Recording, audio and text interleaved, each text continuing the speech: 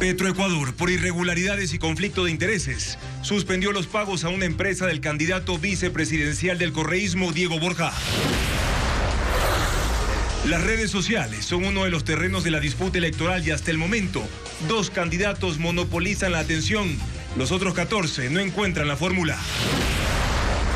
El presidente Daniel Noboa respondió en 19 páginas a la Corte Constitucional e insiste en que puede encargar el poder a alguien que él decida y hacer campaña electoral. Alerta por el spear phishing, una modalidad de estafa y robo digital en la cual los delincuentes incluyen datos personales en mensajes de correos y WhatsApp para engañar. Las llamadas abusivas o no autorizadas de call centers ahora pueden ser denunciadas a la Superintendencia de Datos. El New York Times, uno de los diarios más influyentes del mundo, dedica un informe a Ecuador en el que analiza los apagones y muestra que apostar a las hidroeléctricas es riesgoso por el cambio climático. Durante 2 horas estuvo secuestrada la asambleísta Yadira Vallas tras tomar un taxi en el norte de Guayaquil. La policía capturó a 4 personas que le robaron dinero y la golpearon. En Galápagos se restringió el ingreso a 2 playas de manera temporal, debido a que se detectaron altos niveles de contaminación en el agua. Las ráfagas de viento de más de 100 kilómetros avivan los incendios forestales en Los Ángeles. Han destruido 13.000 viviendas y dejado 275.000 millones de dólares en pérdidas. El Chelsea con Moisés Caicedo empató en casa, mientras que Piero Hincapié triunfó en su partido 100 en la Bundesliga. Amigos, buenas noches, bienvenidos a una nueva jornada informativa aquí en Televistazo Estelar. Comenzamos con la respuesta del presidente candidato Daniel Noboa a la Corte Constitucional sobre el cuestionado decreto 500 y también el ambiente electoral a menos de un mes de acudir a las urnas.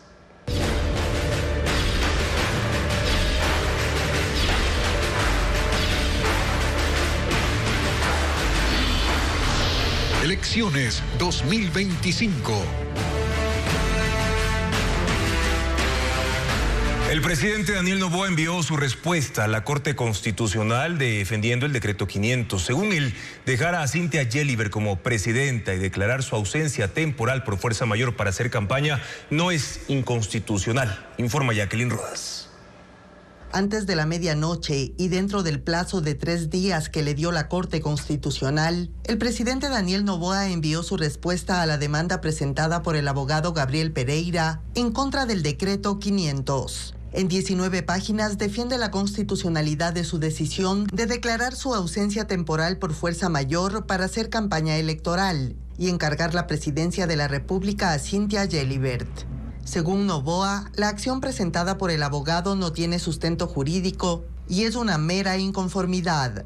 Recurre al Código Civil para justificar que sus actividades de campaña constituyen fuerza mayor y cita el artículo 30. Los actos de autoridad ejercidos por un funcionario público podrían causar una fuerza mayor. También menciona una sentencia de la Corte Constitucional que determina que esa causal se debe entender como un evento imprevisible que imposibilite al presidente el ejercicio de su cargo. La campaña lo es para Noboa. Él insiste en que no está obligado a tomar licencia para hacer proselitismo político porque la normativa es ambigua y que es su voluntad de ejercer su mandato sin dejar de lado su proyecto político para una eventual elección. En su escrito justifica lo ocurrido el 5 de enero, primer día de la campaña electoral, cuando salió al balcón del Palacio de Gobierno y dio un discurso frente a un grupo de simpatizantes. Según el presidente, la concentración no fue organizada por él ni por otra entidad del Ejecutivo. Salió a saludar por cortesía y no incitó al voto. Para él, esta situación es sui generis y dice que para salvaguardar los recursos públicos y evitar que lo acusen de infracción electoral, se vio obligado a publicar el decreto 500 para separar la campaña de los actos propios del primer mandatario y que esto también configura la fuerza mayor. Finalmente pide a la Corte Constitucional que rechace la demanda, más aún cuando el decreto 500 ya lo derogó.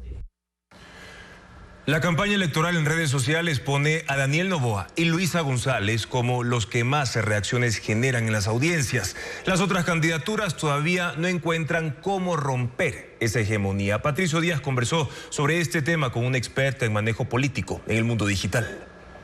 Ahí me tienes en embelezo, ya falta. El presidente Daniel Noboa sigue liderando las interacciones en redes sociales con likes, comentarios y compartidos de sus publicaciones. Luego está Luisa González del correísmo. El grupo de 14 candidatos restantes no llega a romper esa diferencia con los dos primeros. Sus mensajes no son disruptivos. Según Alondra Enríquez, experta en análisis político de redes sociales, se han banalizado muchos de los posts de campaña y eso impide que despeguen. Entonces, esa banalización precisamente lo que hace es quitar interés del elector y dejarlo a un lado. Según los datos de la empresa Go Social Suite, en los últimos días hay un ligero crecimiento en redes sociales de Leonidas Issa. Enríquez explica que esto tiene que ver con el mensaje que ha incluido en sus publicaciones. Es el único candidato que visiblemente está expresando una causa. ¿Cuál es la causa de Leonidas Issa? Movimiento indígena, sector agrícola. El tema que él está jalando con mucha fuerza precisamente es el tema ambiental. En Quito, en territorio, con mi escritorio. Francesco Tabacchi también tiene un repunte, así como Pedro Granja, por los mensajes positivos a su candidata en la vicepresidencia, luego del debate vicepresidencial. A los criminales, que los perdone Dios. Mensajes como el del candidato Víctor Arauz, de pena de muerte a los criminales, puede considerarse diferenciador, pero no tiene todavía respuesta en redes sociales. La generación que va a poner el presidente en esta ocasión es una generación millennial. Estas posiciones extremistas calan en generaciones más arriba, como baby boomers, por ejemplo. En estos 9 días de campaña, según la experta, aún se encuentra la mayoría de candidatos acartonados y siguiendo las tradicionales líneas de comunicación sin encontrar el punto de quiebre que los haga subir. Incluso no hay hashtags o lemas que los diferencien. Pero tal como pasó antes, luego del debate del domingo, las estrategias cambiarán. Entonces se podrá evaluar si algún candidato rompe la hegemonía en redes sociales de Daniel Noboa y Luisa González. Y aunque el número de indecisos es alto según los sondeos, la falta de propuestas disruptivas que alteren el orden de la política local complica la posibilidad de que un tercer candidato entre en la disputa real por la presidencia de la República. Mientras Javier Milei en Argentina y Donald Trump en los Estados Unidos se adecuaron a la política del espectáculo rompiendo con lo establecido, en Ecuador el conservadurismo electoral mantiene inalterable el tablero. Lenín Artieda con un análisis. Si algo caracteriza a la campaña electoral del 2025, son las ausencias. Y no son pocas. Los protocolos que generan diferencias en el mercado político están de vacaciones. Y entonces hay 2 favoritos y un pelotón de 14 candidatos donde no se termina de generar un punto de atención, una diferenciación del otro. La política criolla asignada por la dicotomía correísmo-anticorreísmo ha sido abandonada a la gestión de 2 candidatos de 16. El resto, cuando faltan 23 días de campaña, no se han hecho un lugar en el imaginario social, no han definido un interlocutor ni un contrincante, y si lo tienen, no ha trascendido. Entonces, ¿hay posibilidades de que se suba un tercero o un cuarto a la tarima principal de los presidenciables?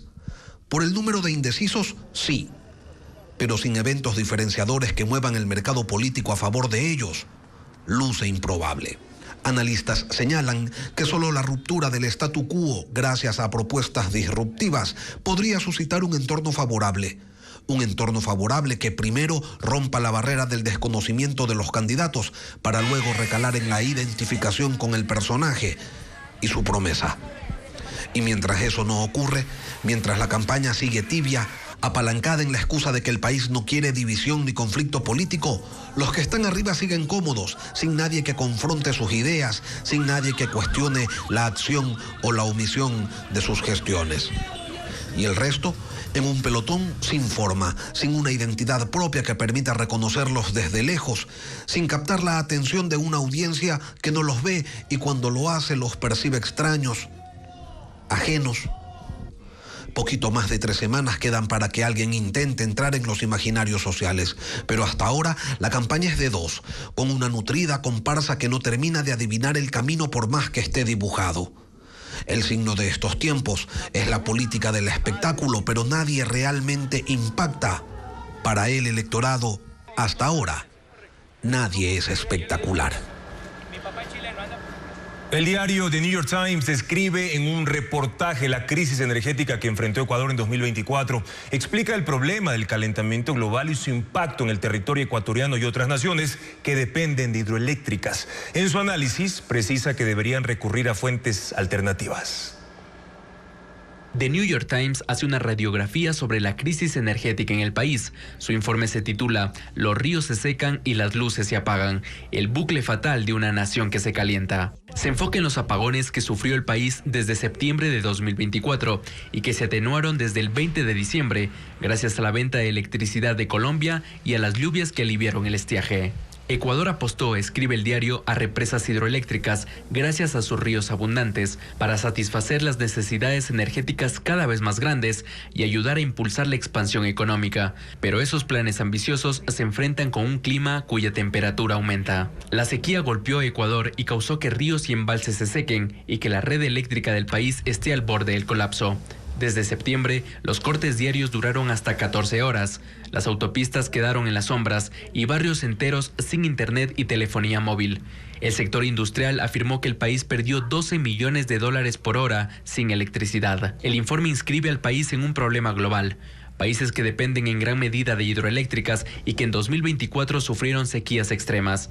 Ese factor también ha afectado a China, Noruega, Canadá, Turquía, Costa Rica y Zambia en África, con cortes diarios de hasta 21 horas. En total, dice The New York Times, más de 1.000 millones de personas viven en países donde más del 50% de su energía procede de centrales hidroeléctricas y más de una cuarta parte de todas las represas se encuentran en lugares con riesgo medio o extremo de escasez de agua para 2050. Estados Unidos, Colombia y Brasil tienen planes de respaldo para recurrir a fuentes alternativas cuando las fuentes de energía hidroeléctrica estén bajas. Pero muchos países no están preparados para afrontar el costo de garantizar una capacidad energética adicional. Actualmente, Ecuador no tiene apagones, pero los expertos consultados por el diario neoyorquino prevén que cualquier alivio será temporal y que los cortes podrían perdurar hasta 2026. Desde este miércoles caerán lluvias intensas en las regiones costa e insular, según el Instituto de Meteorología, el INAMI. Estarán acompañadas de tormentas eléctricas también. Diego Cuenca describe cuáles serán las provincias afectadas. El Instituto de Meteorología e Hidrología INAMI anunció que este miércoles 15 y jueves 16 de enero habrá lluvias intensas que caerán en la provincia de Carchi, Esmeraldas, Pichincha, Santo Domingo de los Áchilas, Manabí, Los Ríos, Guayas, El Oro, Azuay y Loja. Además en las Islas Galápagos. Mientras avancen las semanas o los meses, esta zona de convergencia intertropical va afectando con mayor intensidad hacia la zona sur del litoral. Sí, es decir, ahorita está empezando por Esmeraldas, con pequeños eventos de precipitación en las provincias del sur, luego avanzará con más intensidad en los ríos y hasta alcanzar el Guayas. Las precipitaciones estarán acompañadas de rayos y ráfagas de vientos. Según el pronóstico, estas lluvias ocurren por la alta humedad que hay en los últimos días y podrán causar inundaciones o deslizamientos de tierra. Y es probable que las lluvias que se vayan a presentar en el litoral estén acompañadas de tormentas eléctricas. Siempre recomendamos mantenerse en lugares cubiertos dentro de casa. Si estamos en nuestros vehículos, dentro de los vehículos. No exponerse en zonas abiertas, que esas son las zonas más vulnerables a que caigan los rayos. El INAMI asegura que desde el viernes las lluvias también empezarán a incrementarse en varias provincias de la sierra. En Estados Unidos, ráfagas de viento de más de 100 kilómetros por hora avivan las llamas en California, donde los incendios forestales causan estragos en el condado de Los Ángeles. Hay más de 13.000 estructuras destruidas y se calcula que los daños oscilan entre los 250.000 y 275.000 millones de dólares. El viento tomó fuerza nuevamente durante la madrugada en el sur de California. Las intensas ráfagas esparcían las cenizas y pequeñas partículas de fuego por el aire, mientras los bomberos evacuaban a los residentes de una casa asediada por el fuego. Las llamas se avivaban poniendo en riesgo a otros habitantes que se negaron a abandonar sus hogares, como esta familia que las veía desde el patio, a una distancia de unos 100 metros. Pero el viento cambió rápidamente y en cuestión de minutos quedaron rodeados. Fueron asistidos por aviones y helicópteros de bomberos. La situación ha empeorado este martes en el condado de Los Ángeles, donde los incendios forestales llevan una semana causando estragos, dejando en cenizas una extensión de más de 170 kilómetros cuadrados. Los vientos de Santa Ana arrecian con velocidades de hasta 105 kilómetros por hora y los pronósticos indican que se mantendrá así por varias horas. El riesgo de incendio severo continuará hasta mañana. Los peores vientos se pronostican para hoy en la tarde y el miércoles, dijo el jefe de bomberos de Los Ángeles. Ahora hay 7 focos activos, de ellos el incendio de Palisades ha sido controlado apenas un 17% y el de Eaton en un 35%. El fuego ha dejado hasta el momento 24 fallecidos y los bomberos buscan a otras 23 personas reportadas como desaparecidas.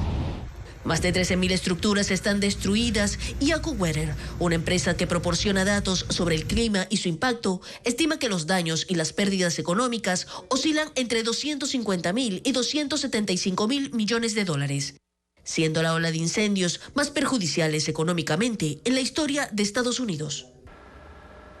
Y avanza la ronda final de negociaciones para un alto al fuego en Gaza. Se espera que el acuerdo establezca una liberación de rehenes por etapas, empezando con 33 personas, pero familiares de los secuestrados exigen que se liberen a todos. Funcionarios cataríes que actúan como anfitriones y mediadores en este diálogo son optimistas, aunque no se atreven a fijar un plazo para el anuncio.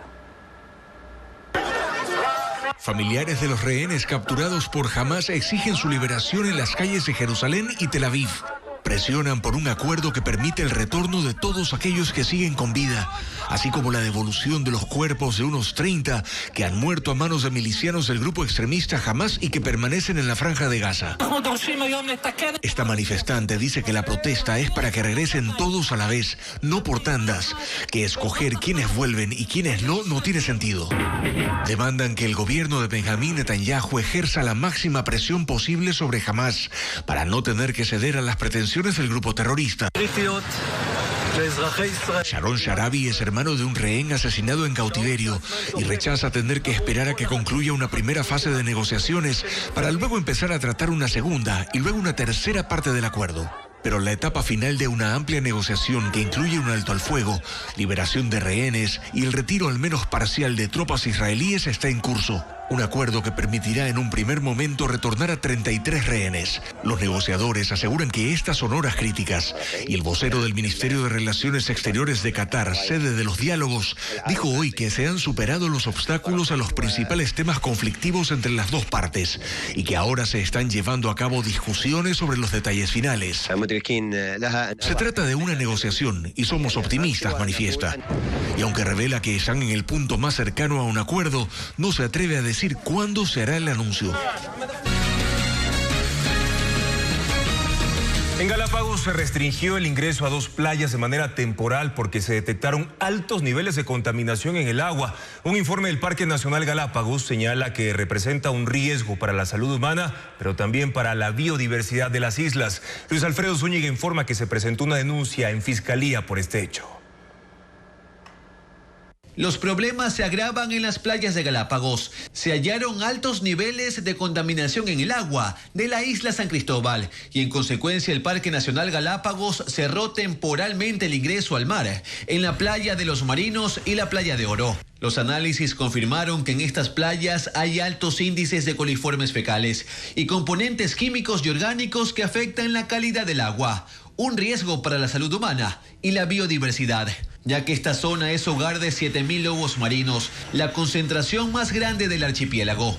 El informe señala que la causa es el vertido de aguas residuales sin tratamiento al mar por parte del municipio de San Cristóbal, ya que hay un mal funcionamiento de la planta de tratamiento. Según el Parque Nacional, este noticiero solicitó una versión del tema al Cabildo, pero no hubo respuesta. En videos aficionados, moradores captaron las descargas que salen de una tubería directo al mar, donde hay especies descansando a pocos centímetros del agua contaminada. Las normativas están allí y no se están cumpliendo. Cada municipio, en este caso Cristóbal, tiene una licencia ambiental. Todo está en el Código Ambiental, pero las capacidades municipales, la gestión municipal para poder cumplir con lo que está en la normativa, sinceramente refleja problemas. El Parque Nacional Galápagos ya presentó una denuncia en Fiscalía por delitos contra el agua. Pero más allá del problema puntual, les preocupa que los municipios no estén priorizando la inversión para prevenir problemas ambientales, ni actualizando su normativa para controlar la visita de turistas, que ha derivado en este y otros problemas, como el ocurrido el 1 de enero, cuando en la playa Man, también de San Cristóbal, turistas en estado etílico irrespetaron la distancia mínima de 2 metros con los animales y con música en volumen excesivo. Somos los que estamos invadiendo el espacio de estos animalitos. Y aquí viene la responsabilidad entonces de priorizar la inversión de esos fondos en la parte ambiental. En aquella ocasión la playa Man se cerró temporalmente y luego se abrió tras la presentación de un plan de conservación de la fauna. El Parque Nacional espera que se convoque mañana al COE cantonal, pero hasta ahora no han recibido ninguna convocatoria. La comisión que elige a 3 jueces de la Corte Constitucional dejó fuera a la candidata Angélica Porras porque a su criterio no tiene probidad notoria, ética pública ni judicial debido a sus malas prácticas como abogada, informa Jacqueline Rodas. La comisión encargada de la renovación parcial de la Corte Constitucional resolvió 5 de las 7 impugnaciones presentadas en contra de los candidatos. Angélica Porras, de la terna de la Asamblea y la más impugnada, quedó fuera del concurso. La comisión aceptó 2 de las 3 denuncias que cuestionaron su postulación. Los comisionados validaron los argumentos de la fiscal general Diana Salazar y de un grupo de militantes del movimiento Construye. Según la resolución, Angélica Porras no tiene probidad notoria, ética pública y judicial debido a sus malas prácticas como abogada. La Sala Penal Anticorrupción y Crimen Organizado declaró el litigio temerario de Angélica Porras por presentar una denuncia sin fundamento por fraude procesal en contra de la fiscal. La comisión también aceptó el cargo de haber difundido los chats personales del ex candidato presidencial asesinado, Fernando Villavicencio, que según los impugnantes se obtuvieron ilegalmente y fueron manipulados. La postulante reaccionó en sus redes sociales acusando a la comisión de criminalizar su profesión y su libertad de expresión. Quienes sí siguen en el concurso son las candidatas Pamela Aguirre Castro y Claudia Salgado, de la terna del Ejecutivo. Sus impugnaciones fueron rechazadas. Al momento, la comisión resuelve las 2 últimas denuncias presentadas en contra de José Luis Terán, otro postulante del Legislativo. El resultado se conocerá este miércoles. Los finalistas enfrentarán la comparecencia oral y en febrero se definirá a los 3 magistrados constitucionales. La paralización de la central Mazar y el mantenimiento de otras unidades son parte de las causas para que Ecuador todavía dependa de la importación de energía de Colombia. ¿Cuál es el panorama de generación eléctrica en este inicio de año? Diego Puente con la información. A pesar de las constantes lluvias que mejoraron los niveles de los embalses para la generación hidroeléctrica, Ecuador todavía no es autosuficiente. En papeles, el país tiene una capacidad instalada de energía de 8.254 megavatios y la demanda bordea 4.700 megavatios. 4 causas explican por qué se sigue importando megavatios desde Colombia. La primera es que la central Mazar está apagada y no aporta con 160 megavatios. El Ministerio de Energía, previendo el próximo estiaje, quiere que su embalse alcance hasta abril su nivel máximo de 2.153 metros sobre el nivel del mar. La generación de Coca-Codo Sinclair está entre 600 y 800 megavatios, cerca de la mitad de su capacidad instalada por falta de caudal en los ríos que la alimentan. La tercera razón es que la central Toachi Pilatón solo aporta 68 megas de los 136 posibles porque el resto está en fase de pruebas. Las otras hidroeléctricas tienen una capacidad de 6.458 megavatios, pero ninguna trabaja al 100% por mantenimientos o disminución en los caudales. La generación térmica para compensar la disminución hidroeléctrica es otro problema. 8 unidades están dañadas y otras no se prenden porque su generación sería más costosa que la importación. Aquí hay un tema que no puede ser concluyente porque no tenemos el detalle al interior de cada una de las centrales térmicas. No se sabe a ciencia cierta cuántos megavatios se recuperaron y cuánta energía térmica en realidad tiene el país. Los 2 paquetes de 500 megavatios con proyectos en Salitral, Quevedo y Esmeraldas están en proceso. Por ahora solo se ha concretado 100 megavatios con la operación de la barcaza turca. Los 15 barrios de la parroquia Puerto Bolívar en Machala, que carecen de acceso al agua potable desde el domingo debido al cierre temporal de la planta de tratamiento González Rubio, continuarán recibiéndola en 5 tanqueros proporcionados por la empresa municipal de agua y el cuerpo de bomberos. Esta es la única medida de contingencia de la institución mientras esperan los resultados de las nuevas muestras tomadas por la Agencia de Regulación, Control y Vigilancia Sanitaria.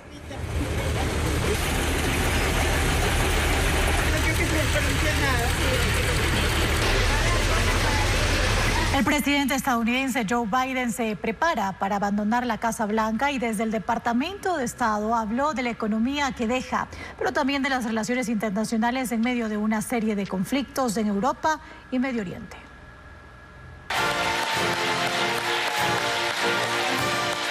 Es la última semana de Joe Biden como presidente y en declaraciones desde el Departamento de Estado enumeró los logros de su administración en política internacional, ratificando el liderazgo de Estados Unidos.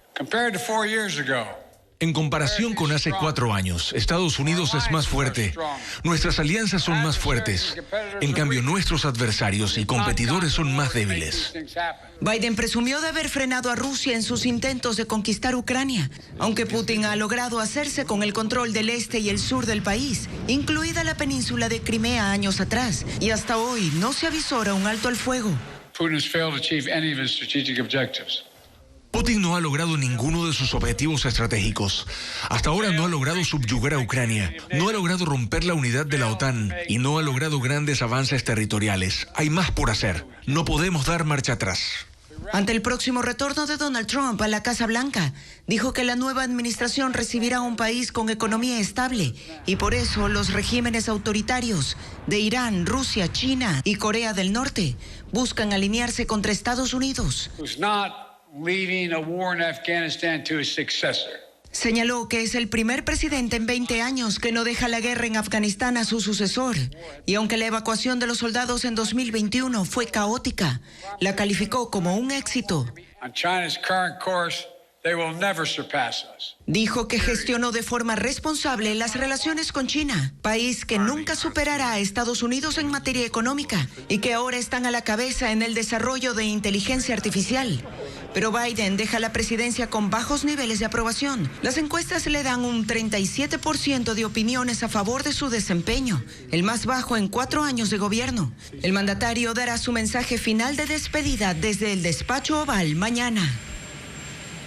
Además, Joe Biden sacó a Cuba de la lista de países patrocinadores del terrorismo. Esto ocurre a pocos días de dejar la presidencia para concretar un acuerdo de liberación de presos políticos, sobre todo quienes participaron en las protestas de 2021 en La Habana. Cuba responde que la decisión estadounidense va en la dirección correcta, pero condena que el bloqueo comercial se mantenga.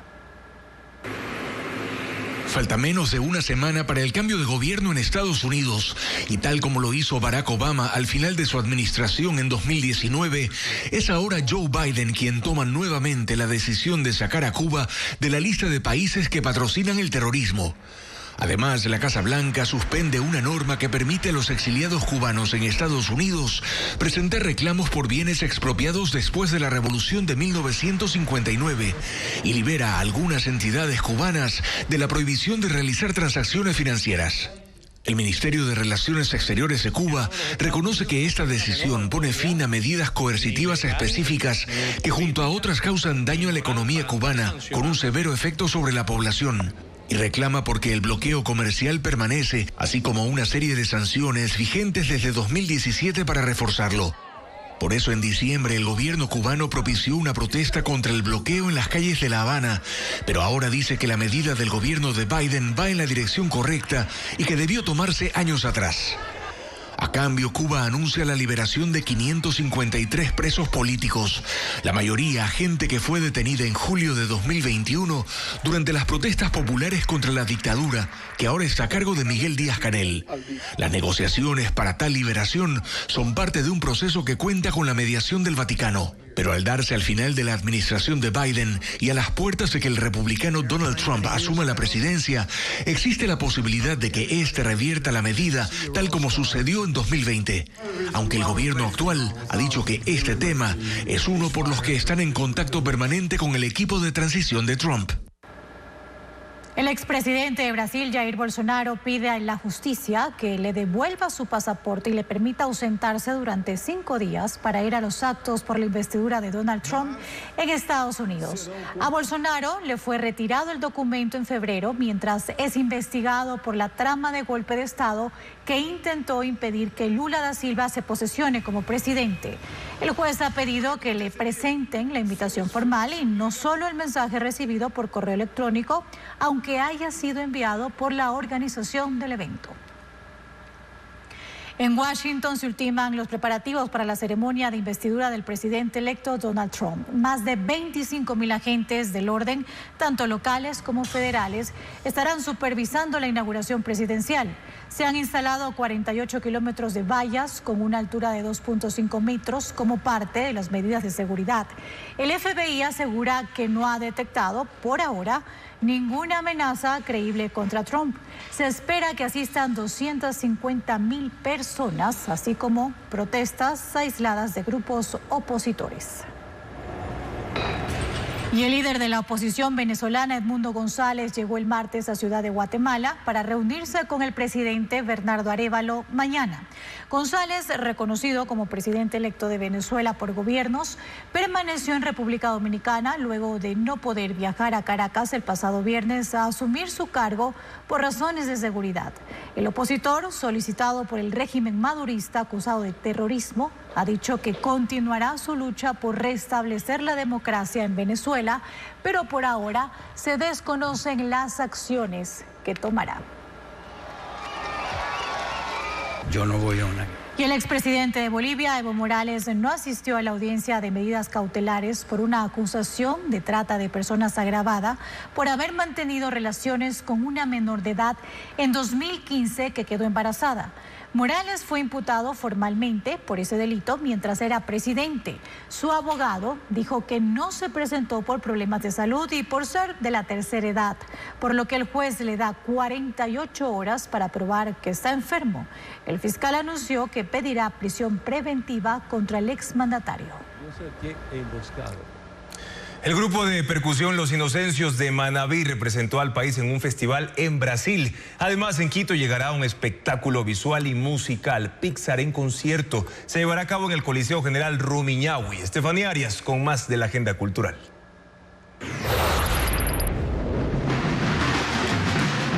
Mestizaje sonoro fue la propuesta que presentó la Escuela de Percusión Comunitaria Los Inocencios de Jipijapa en un festival internacional que se realizó en la ciudad de Salvador de Bahía, en Brasil. La agrupación manabita representó al país en este evento que se desarrolló del 4 al 12 de enero. El encuentro, denominado Ipailú, reunió también a percusionistas y bailarines de Colombia, Canadá, Chile, Estados Unidos y España. Con esto se busca reivindicar la cultura afro y la música popular entre los países participantes. 6 amigos se reúnen en casa de Teresa para lavar la ropa como todos los sábados. Sin embargo, ella no aparece por ninguna parte. Las calles misteriosamente se van quedando vacías y un inusual número de moscas se asoman a la ventana. Llevé una foto de él coronando la Concagua. El agravio de las moscas es la obra que se presentará en el Teatro Patio de Comedias en Quito, dirigida por Diego Coral. Las funciones serán hasta el 2 de febrero, los viernes y sábados a las 19 horas y domingos a las 18 horas.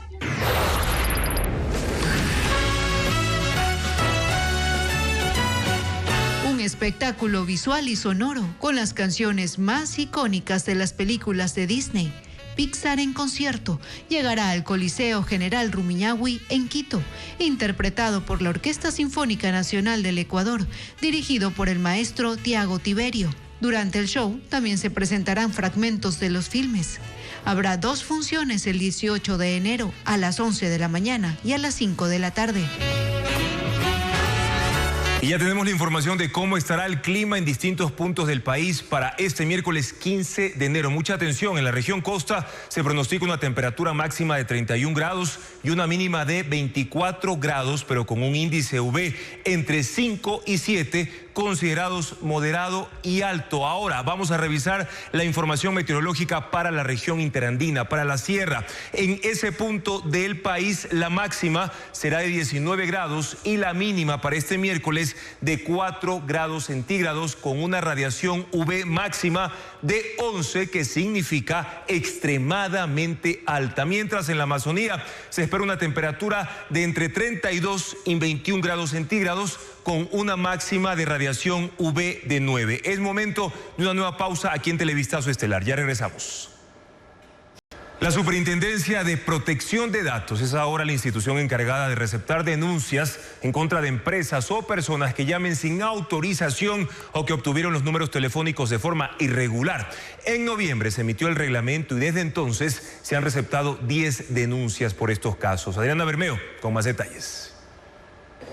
Las empresas que sin autorización del usuario hagan llamadas publicitarias para ofertar promociones o para cobrar una denuncia estarán bajo supervisión de la Superintendencia de Protección de Datos Personales.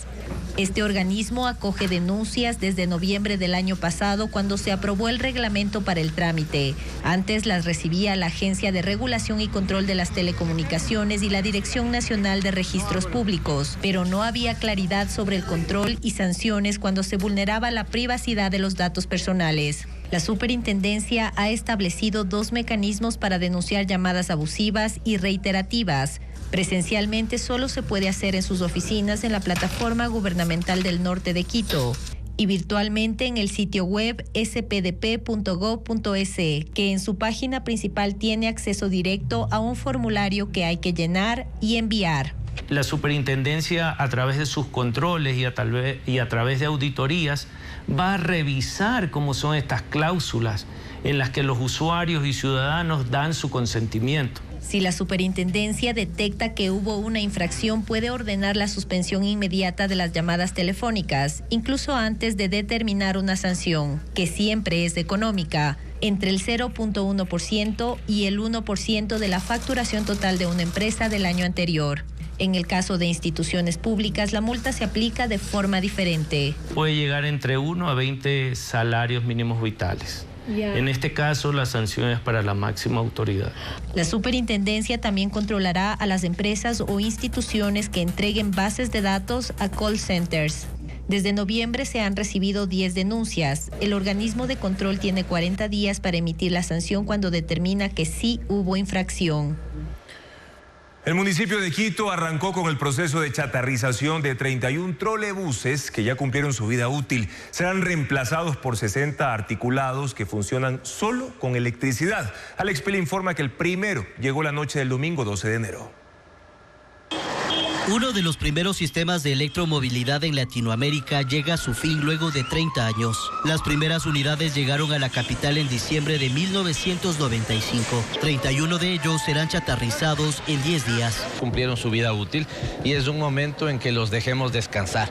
Digo los dejemos descansar porque así lo ha entendido la ciudadanía. Ayer veíamos en redes sociales muchos mensajes que suponían cariño y nostalgia, ¿no? Ese trolebús nos trasladó al colegio, a la universidad, al sitio de trabajo. La decisión responde a disminuir la contaminación generada por la degradación de las unidades. El proceso de destrucción, evacuación y limpieza se ejecuta en un predio de la empresa de pasajeros. Las 5 mejores se las mantendrá para que haya una referencia histórica.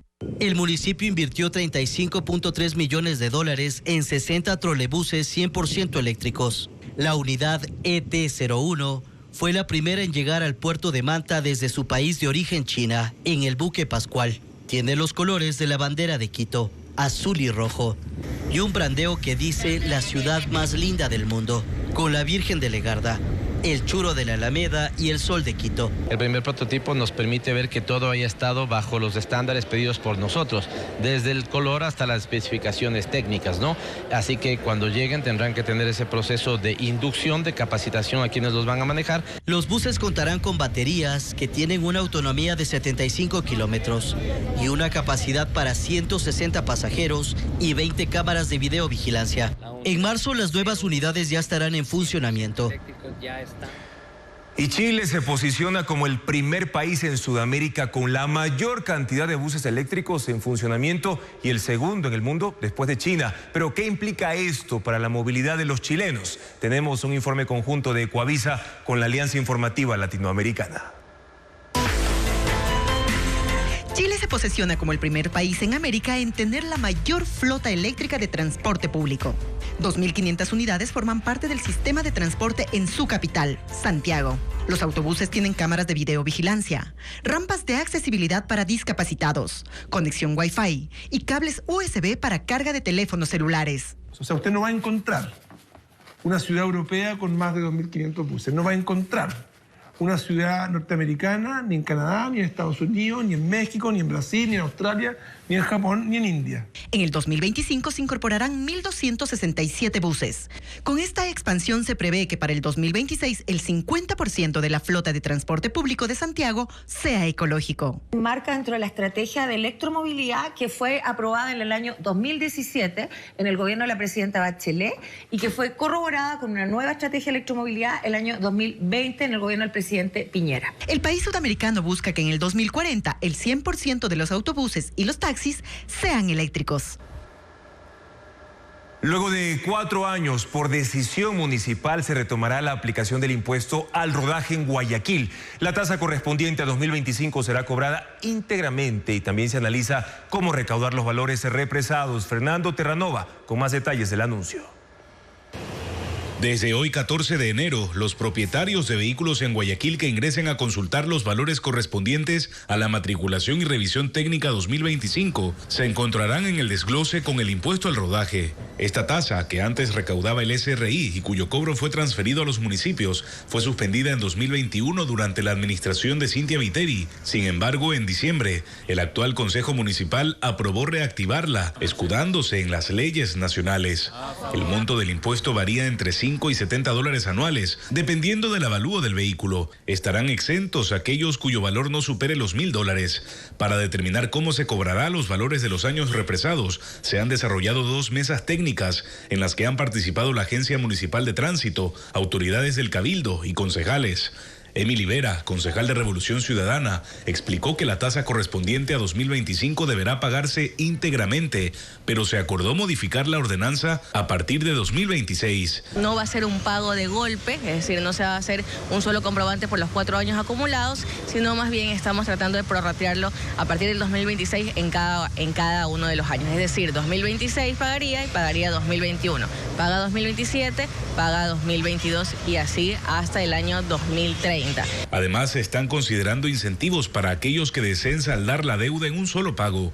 El análisis ahora radica en cuánto se cobrará por cada uno de los años represados. La próxima mesa técnica se llevará a cabo el 31 de enero. Pero ¿qué sucederá con quienes compraron un carro usado entre el 2021 y 2024? El nuevo dueño paga por lo que ha rodado el anterior dueño. El municipio recalca que más de la mitad de los 750,000 vehículos que circulan en Guayaquil están valorados en hasta $4,000, por lo que pagarán solo $5 anuales. En la otra orilla, hay 5,000 vehículos de alta gama registrados en la ciudad, que pagarán el monto máximo de $70 al año.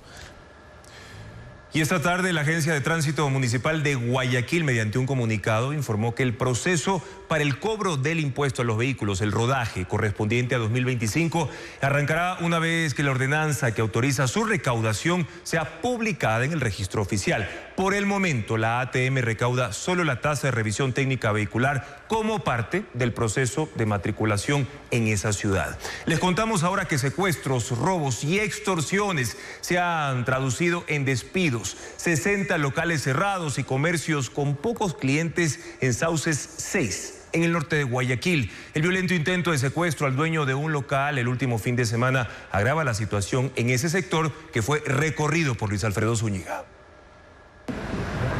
Por años, la calle principal de Sauce 6, norte de Guayaquil, fue sinónimo de actividad comercial desde la madrugada hasta la noche. Pero desde hace un año, esa dinámica se está apagando. Televistazo recorrió esta vía de 10 calles y basta con dar unos pasos para notar el cambio. Locales cerrados, algunos incluso en fila, candados en las puertas en plena tarde y comerciantes que se esconden al ver una cámara, pues el temor se apodera de los propietarios. Nos duele muchísimo no tener esa libertad que teníamos antes. La inseguridad pasa factura. El último sábado se viralizó en redes sociales el intento de secuestro al dueño de un local de tecnología en plena tarde. Hombres usaron un mazo para derribar la puerta y balearon el local, pero no lograron su objetivo porque desde el interior también respondieron con disparos.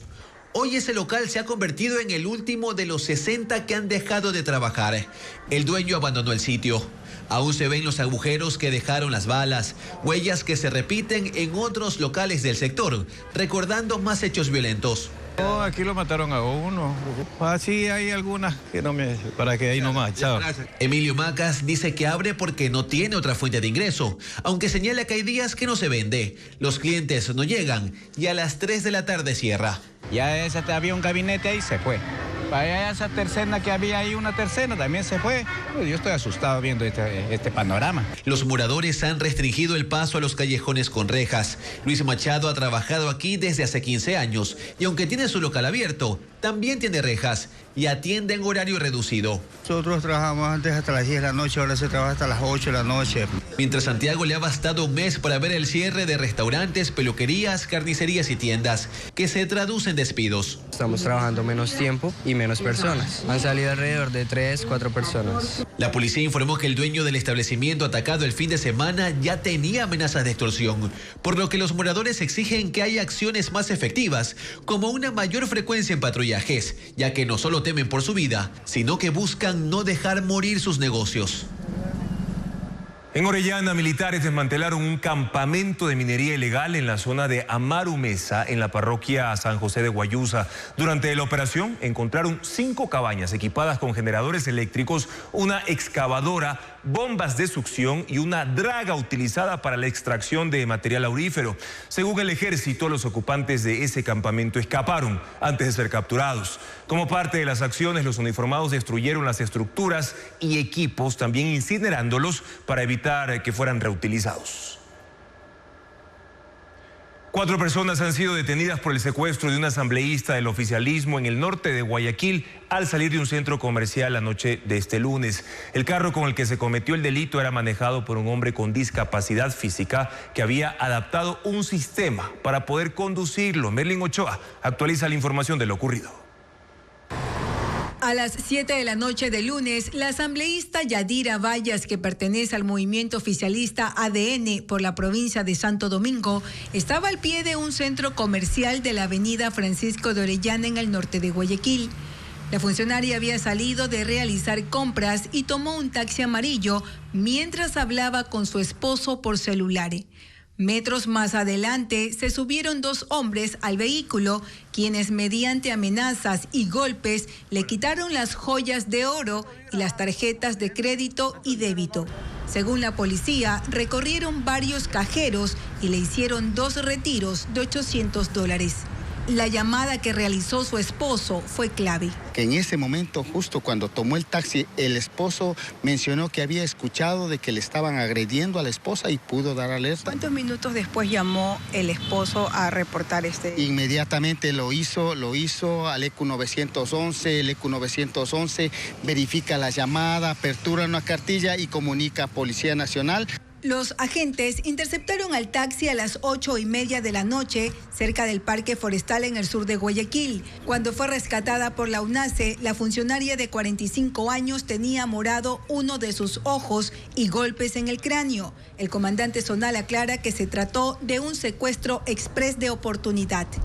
Las 3 personas que estaban en el carro fueron detenidas, también el hombre que recibió una transferencia bancaria, quien fue capturado en Durán. El que manejaba el carro tiene una discapacidad física en la pierna izquierda y según los agentes había instalado en su carro un fierro para poder conducir y realizar los secuestros. El conductor y dueño del taxi que no presenta ninguna situación de robado, con una situación de discapacidad, que era el que conducía, tenía antecedentes por asesinato, por intimidación y por tener en su poder objetos robados. Los 4 hombres de 21, 22, 25 y 44 años serán procesados por secuestro express, cuya pena podría llegar hasta los 13 años de prisión.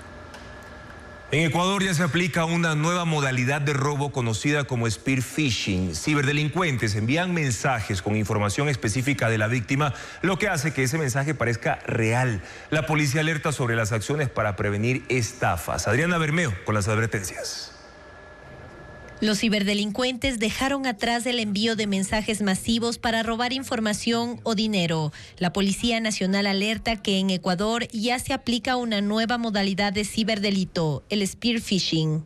Consiste en enviar correos electrónicos, mensajes de texto o de WhatsApp con información detallada y específica, el nombre de la persona, la empresa en la que trabaja, ciudad en la que vive, incluso consiguen números de cédula, lo que hace que el mensaje se vea real. En esos correos hay links que instalan programas que roban información de computadoras y de celulares o direccionan al usuario a páginas que solicitan una supuesta actualización de datos. Estos correos siempre nos van a solicitar una especie de urgencia, sí, de urgencia, en la cual inclusive en el encabezado del correo electrónico nos indican que si no damos atención prioritaria o urgente a este correo electrónico, ¿qué harán? Nos procederán a bloquear nuestra cuenta. Los ciberdelincuentes aplican lo que se conoce como ingeniería social, que son las técnicas para obtener información confidencial de las víctimas. La recopilan de redes sociales, bases de datos públicas y bases de datos que se venden ilegalmente.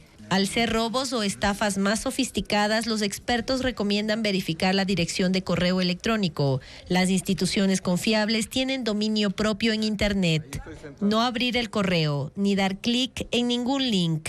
Ante dudas, llame a la entidad que supuestamente le envió ese mensaje. Ninguna institución financiera, ninguna institución del Estado privada le va a solicitar a usted datos personales, sus claves, sus correos. No tiene por qué pedirle esos datos, porque incluso, como le digo, la Ley Orgánica de Protección de Datos Personales nos ampara tanto a las instituciones como a nosotros para evitar esta pérdida o que estos datos sensibles de los usuarios puedan exponerse. Según la policía, los casos están en aumento. La unidad de ciberdelitos investiga 576 denuncias solo del 2024 por apropiación fraudulenta por medios electrónicos, acceso sin permiso a sistemas informáticos y estafas con suplantación de identidad.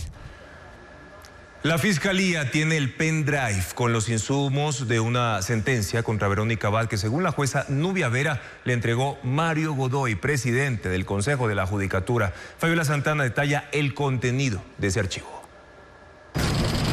La prueba madre de la investigación está desde ayer en la Fiscalía. Es el pendrive que, según la jueza Nubia Vera, contiene los insumos de una sentencia contra Verónica Abad y a favor del gobierno que le entregó Mario Godoy, presidente del Consejo de la Judicatura. Él buscaba, también eso dice la jueza, que se pronuncie en esos términos. Es un documento de 4 páginas que concluía que no hay vulneración de derechos, que fue legal la suspensión de Abad y que la acción de protección que interpuso la vicepresidenta era improcedente, que dicha sanción no conlleva la afectación ni suspensión de los derechos políticos de la parte accionante y que la autoridad judicial no tiene competencia para pronunciarse sobre la legalidad o constitucionalidad de un acto administrativo. La jueza se desmarcó de esa tesis y finalmente falló a favor de Verónica Abad. Ahora el pendrive está en cadena de custodia y su contenido debe ser extraído en una audiencia privada por peritos de criminalística. Para el abogado de Mario Godoy es una prueba sin validez. Si ella reconoce que ha abierto varias veces la flash, que ha bajado los archivos que supuestamente estaban en esa flash ante un notario, está reconociendo que alteró, que vulneró la evidencia, que es evidencia de un supuesto delito. Según la jueza, el pendrive fue entregado en una funda de regalo días antes de emitir su sentencia y luego de acoso sistemático de Godoy y otros funcionarios de la Judicatura.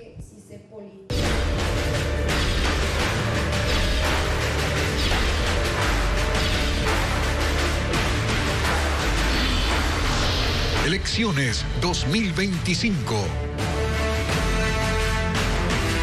Petroecuador suspendió los pagos a la empresa Downhole Tools, vinculada con Diego Borja, candidato a la vicepresidencia por el correísmo.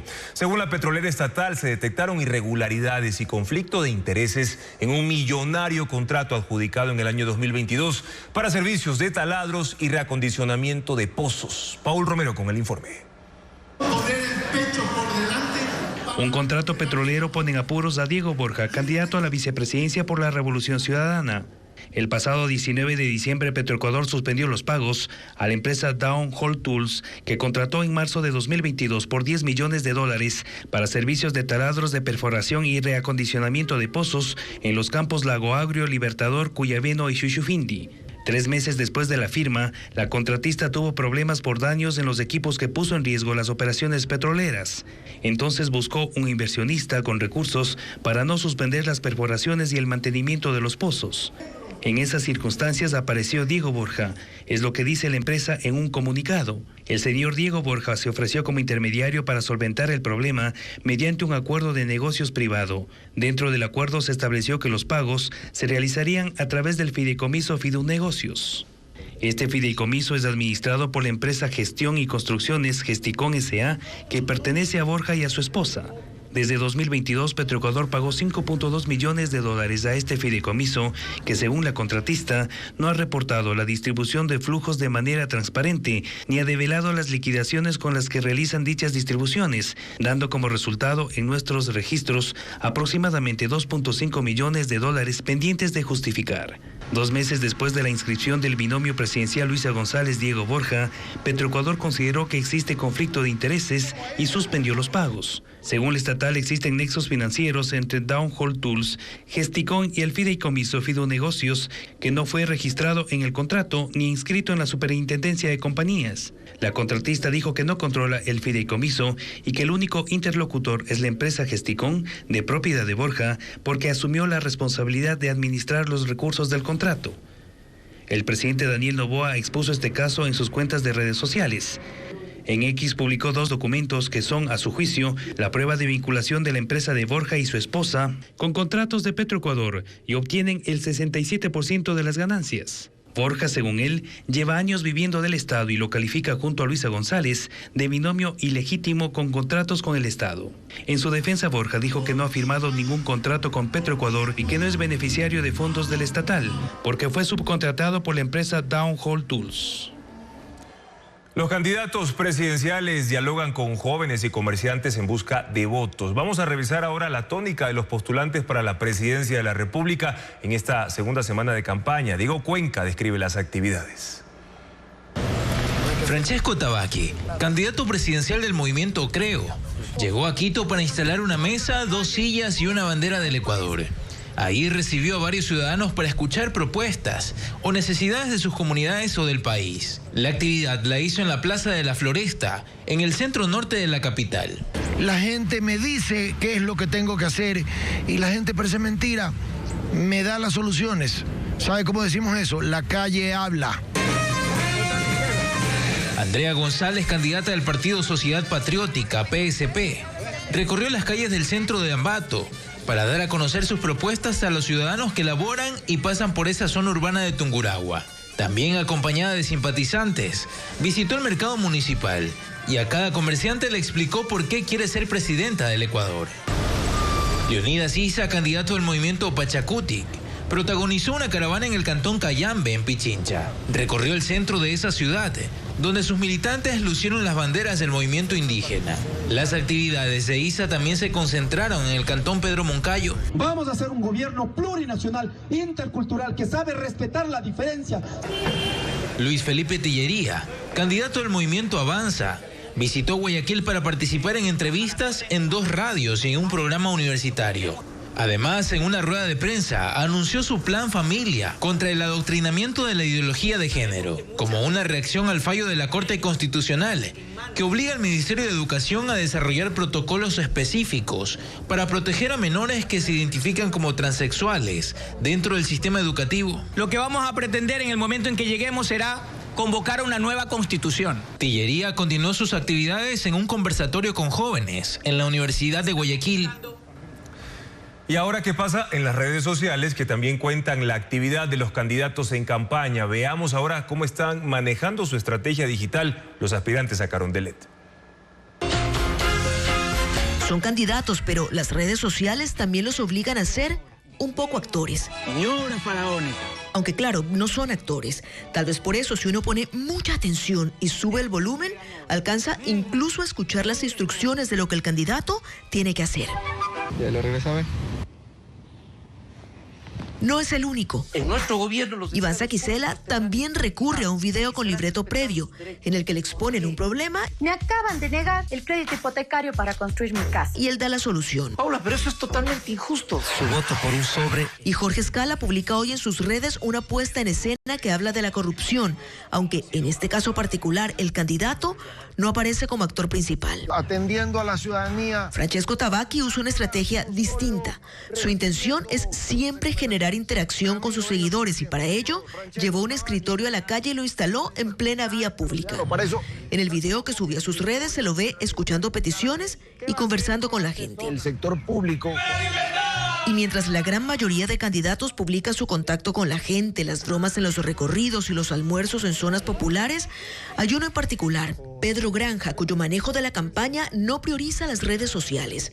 En TikTok e Instagram pasan días enteros sin ninguna publicación, mientras que en X suele reaccionar apenas a temas de coyuntura.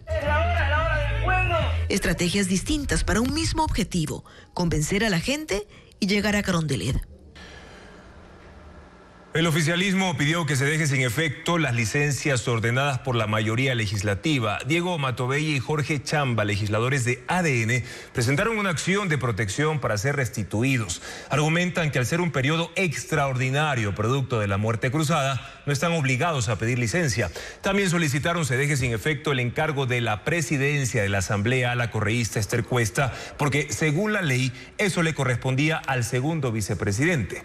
El juez de la Unidad Penal de la Mariscal Sucre en Quito no aceptó la medida cautelar para la restitución inmediata, pero convocó a audiencia para tratar este tema el próximo martes 21 de enero.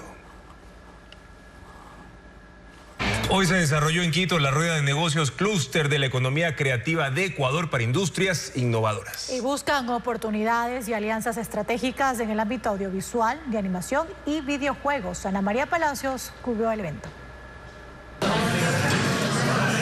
Los creadores de 15 proyectos audiovisuales, animaciones y videojuegos compartieron sus trabajos en la rueda de negocios del Clúster de la Economía Creativa de Ecuador, que se realizó en Quito este martes. Que se complementen los productores con los distribuidores, que son tanto los canales de televisión como los agentes de ventas que compran y venden programación para otros canales de televisión del mundo y plataformas. Este martes en la rueda de negocios, Juan Martín León y Camilo Cova expusieron la serie animada Explorando con el tío Mario, realizada con técnicas de stop motion, 2D y 3D.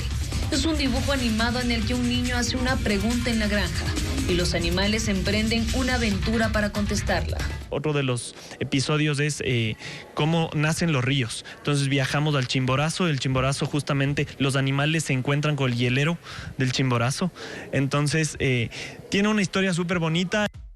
Gracias al Clúster de la Economía Creativa, 10 representantes de estudios de videojuegos ecuatorianos participaron en el Gamescom Latam, en Sao Paulo, Brasil, el evento más grande de videojuegos en Latinoamérica. Tuvimos un representante de Ecuador en la parte de los videojuegos premiados de Latam, que se llama Peloteando, el cual ahorita acaba de incluso conseguir un acuerdo con un gran publisher que es Switch de Nintendo.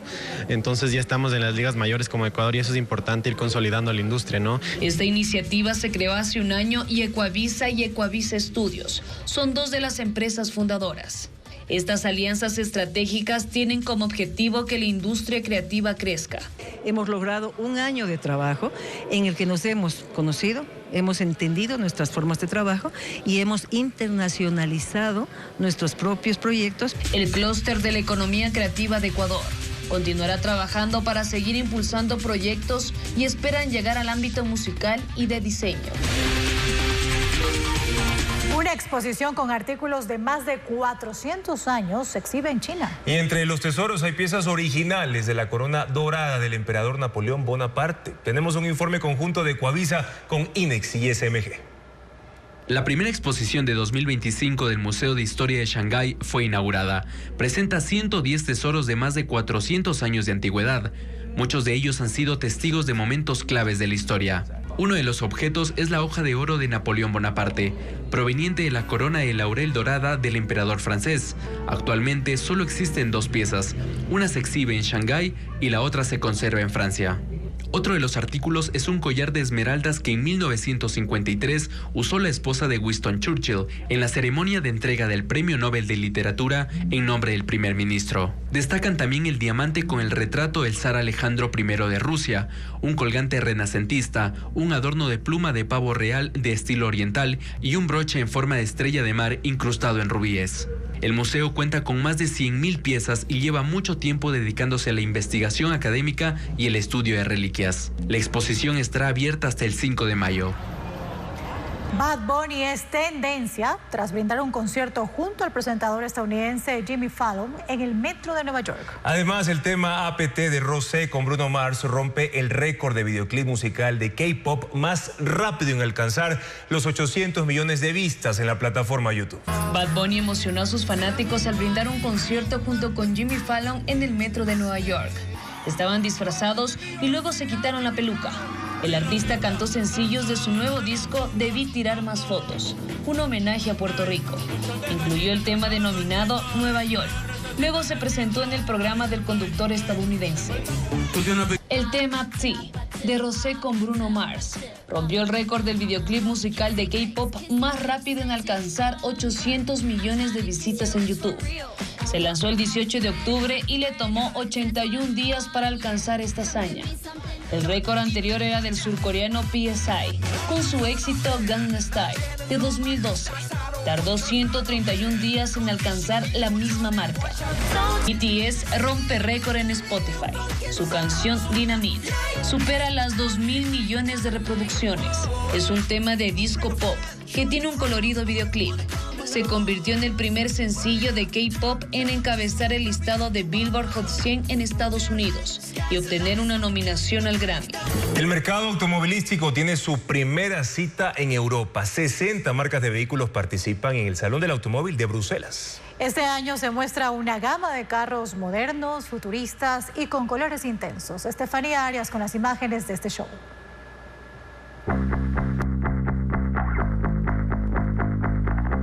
Es un espectáculo sobre ruedas que reúne a 60 marcas de vehículos. Es la edición número 101 del Auto Show de Bruselas, una de las citas más antiguas de Europa, cuna del automóvil. Marcas como Audi, Mercedes, Volkswagen, Fiat o Citroën están presentes en esta cita. Este año, los colores intensos, con carrocería moderna y futurista, son la novedad en el salón. En el certamen belga, durante el día de la inauguración, se revela el carro ganador. Este año, el premio fue para el Renault 5 y su Alpine A290. Esto demuestra que hicimos algo diferente y trae nuevas ambiciones en una industria automovilística europea que necesita vender muchos vehículos eléctricos. Un show donde toma forma el futuro del automovilismo, con innovación y tecnología. El evento será hasta el 19 de enero. Así llegamos a la parte final de nuestra entrega informativa. Gracias por su sintonía, amigos. Mañana en Contacto Directo estará Santiago Basabe, analista político y docente de la Universidad San Francisco de Quito, para hablar cómo puede incidir el debate presidencial en una campaña en la cual 14 candidatos no despegan frente a Daniel Noboa y Luisa González. Además, en el especial Elecciones 2025, Los Presidenciables, estará con nosotros Luis Felipe Tillerí, el candidato de Avanza, para hablar de su plan para el país y su viabilidad si gana los comicios del próximo 9 de febrero. Sigan las noticias, amigos, a toda hora en ecuavisa.com. Información verificada con el sello de Televistazo. Buenas noches.